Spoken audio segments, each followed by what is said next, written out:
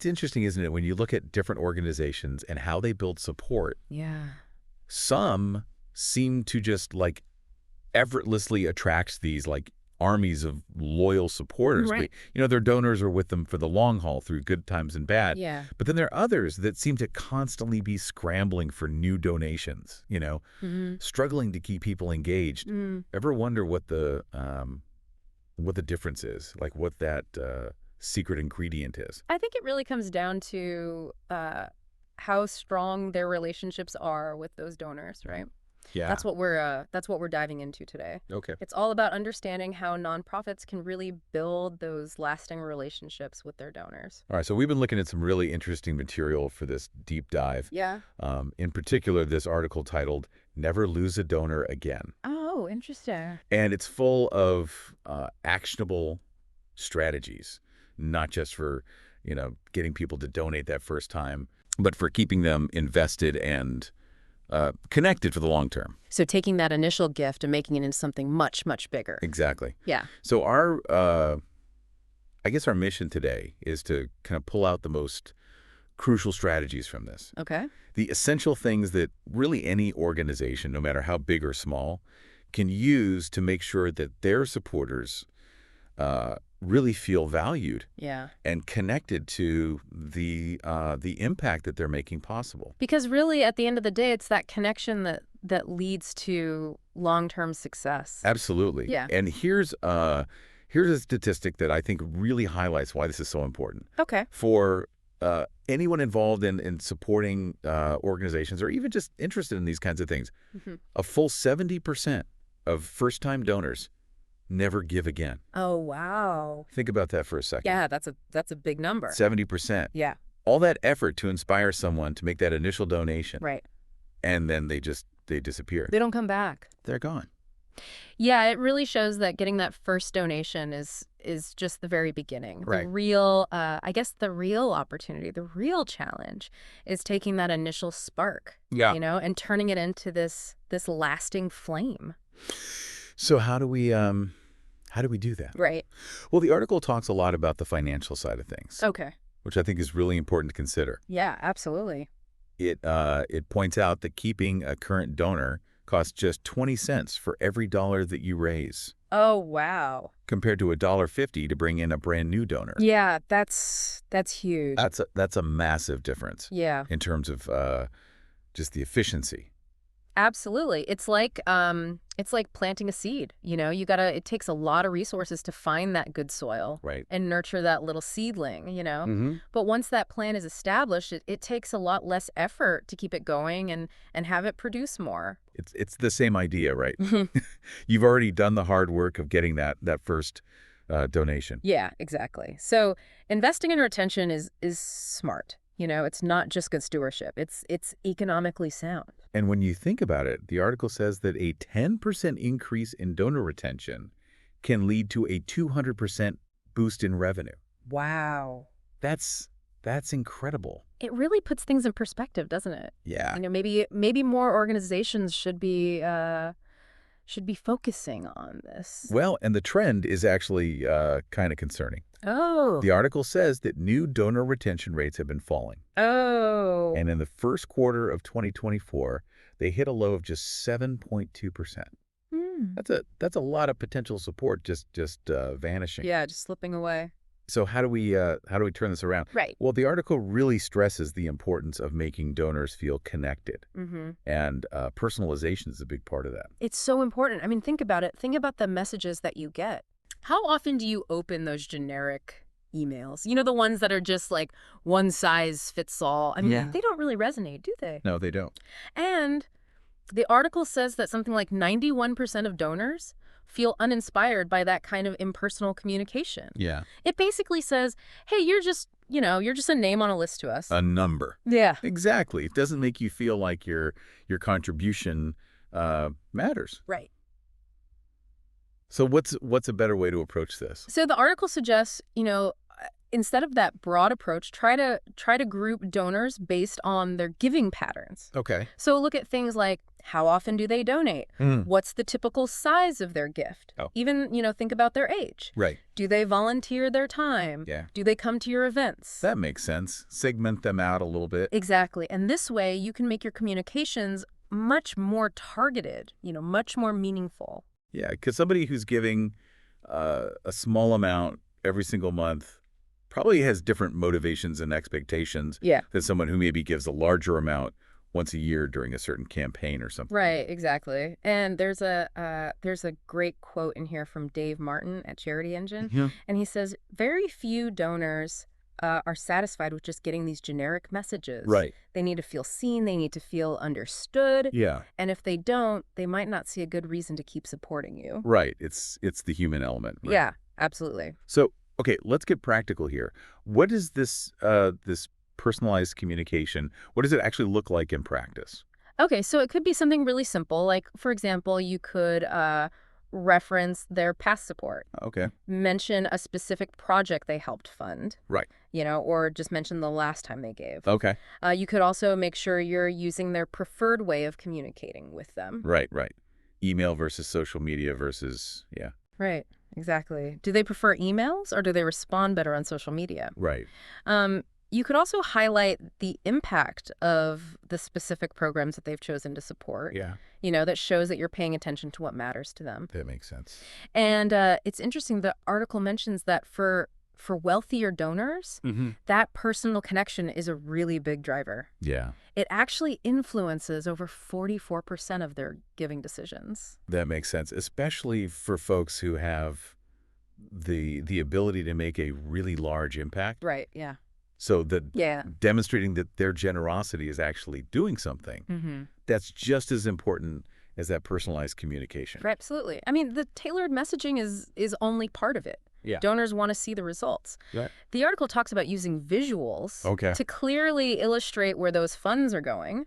So you could use a nice infographic or a short video. A lot of times that can convey the impact much better than, pages and pages of text. So it's not just about showing where the money goes, Yeah. but about what it's actually achieving. Exactly. You want to highlight, specific program outcomes. Right. Use measurable metrics. Okay. What difference has this made? How many lives have been touched? Yeah.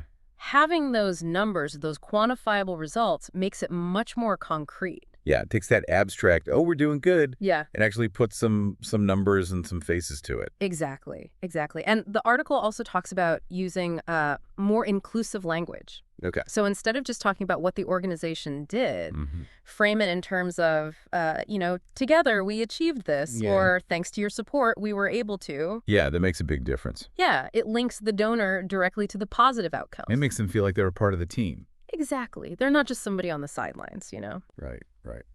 So we've talked about making donors feel valued. We've talked about showing them the tangible results. Yeah. But the article also mentions something else. The power of just saying thank you, Oh, yeah. but doing it in a strategic way. Right. It's not just about saying thank you. It's about, the timing and the sincerity. Yeah. That's really important. And there's a really interesting statistic in the article. Yep. Donors who get a thank you within 48 hours are 4 times more likely to give again. 4 times more likely. 4 times. Wow. Yeah. It shows how impactful it can be to express gratitude quickly. Yeah, that's a big incentive to prioritize those thank yous. Absolutely. And then the article also suggests creating like formal donor recognition levels. Okay. What's the thought behind that? Well, it's a way to acknowledge different levels of commitment. Publicly, thank them. Right. But it could also be a way to encourage people to give more. So you could set up tiers, Okay. maybe something like friend, Yeah. partner, advocate, and champion. Right, with increasing benefits at each level. Exactly. Huh. So, a friend might get a personalized thank you note, Right. but a champion might get an exclusive impact report, I see. something like that. So it's like you're building like this community of supporters, Right. and as they become more involved, Mhm. they get more recognition and a deeper connection. Exactly. And beyond those formal levels, the article also says it's important to celebrate individual milestones. Okay. So keep track of things like, donation anniversaries, Right. or maybe they hit a certain giving milestone, Mm-hmm. even their birthdays, Oh, or if they're involved in volunteering. right. Reaching out with a personal touch on those special occasions can really, strengthen those bonds. So it's like a handwritten card. Exactly, yeah. Or a message that talks about the specific impact of a donation of a certain amount. Right. For example, the article says, you could say something like, $100 can provide vaccinations for 2 puppies. Oh, yeah. Something like that. Makes it very real. Exactly. It makes it much more personal and meaningful. And, one thing that I think is really cool is offering donors, exclusive access to certain events or information. Oh, yeah. Like, I feel like that's a great way to cultivate deeper appreciation. Absolutely. Give your loyal supporters a look behind the scenes. Yeah. Maybe it's a virtual event Right. or a small group tour of your facilities, Yeah. or even just a briefing with your leadership team. Right. Let them see firsthand the impact of their contributions. Mhm. That gives them a much stronger sense of, belonging and feeling valued. Yeah. So we've talked about making donors feel valued. Yeah. We've talked about showing them results. Mhm. We've talked about expressing gratitude. Right. But what about just the practical aspects of giving itself? Oh, yeah, that's important too. That's right. Yeah. The article talks about simplifying that whole donation process. It's crucial. I mean, any hurdles or complexities in that process can really be a turnoff, especially if you're trying to encourage people to give again and again. Right. If it's a pain, they're just going to give up. They're going to go somewhere else. Exactly. What are some key ways that organizations can streamline that experience? Well, first of all, you have to offer a variety of payment options. Right. Credit cards, debit cards, those are standard. But you should also offer things like ACH or e-checks. Okay. Those often have lower processing fees. Right. You could also offer mobile payments for people who are on the go. Mm-hmm. And even text to give, for quick donations during events or emergencies. Oh, yeah. The idea is to cater to all the different ways people like to give. So many options these days. Exactly. And the article really stresses that you should keep your donation forms right on your website. Okay. Don't send people off to some third-party site they've never heard of. Right. Yeah. That builds trust. Makes sense. And it reduces the chances of them abandoning the process. You want it to be as seamless as possible. Exactly. Make it easy for people to give. Yeah. Now, another thing the article really focuses on is the loyalty of monthly donors. Oh, yeah, that's a great point. Yeah. The numbers are really impressive. Okay. Monthly donor retention rates can be as high as 90%. Wow. Compare that to the 46% retention rate for one-time donors. Huge difference. Huge difference. And monthly givers are also much more likely to include you in their long-term estate planning, through legacy gifts. Right. So the consistent, predictable support, that can be so transformative for a nonprofit, right? Yeah, absolutely. It gives you stability, lets you plan for the future. So what are some essential things that organizations should be doing to support and encourage that kind of monthly giving? The article says, first of all, make sure you have automated payment processing. Right. Ideally, something that's integrated with your donor management system. Okay. So it's easy for both the donor and the organization. Mm-hmm. You should also have proactive notifications. Okay. So if a credit card is about to expire, Right. or if a payment fails, Yeah. the donor gets notified right away. So that there's not an interruption in the giving. Exactly. And you should offer user-friendly self-service portals Okay. that lets donors manage their recurring gifts on their own. Mm-hmm. And use account updater tools. Account updater tools. Okay. These tools can automatically update card information if it changes, so you don't have to worry about, those lapses in giving. Okay, that's cool. Yeah, So many different tools out there these days. there are. And it also mentions highlighting the specific impact of different monthly donation amounts. Right, yeah. Give people specific examples of what their contribution can achieve. Sure. So, for instance, you could explain that $25 a month can provide daily meals for a senior citizen who's struggling, Oh, yeah, yeah. or that $100 a month can fund educational resources for a child. Right. That makes it much more concrete, It does. and it gives donors the power to choose a level that fits, their budget and their passions. Now, managing all of this information, Yeah. Tracking preferences, personalizing communications, it seems like it could get pretty overwhelming pretty fast. Oh, it can. The article mentions a platform called Help You Sponsor. Yeah. What role do those kinds of tools play in all of this? Well, these platforms are specifically designed to make donor management easier. Okay. And, to help you build those lasting relationships. Okay. So Help You Sponsor, as an example, it gives you one central system for all your donor data. So you have their giving history, their communication preferences, any interactions they've had with your organization, recurring donations, engagement metrics, key milestones. Wow, that's a lot.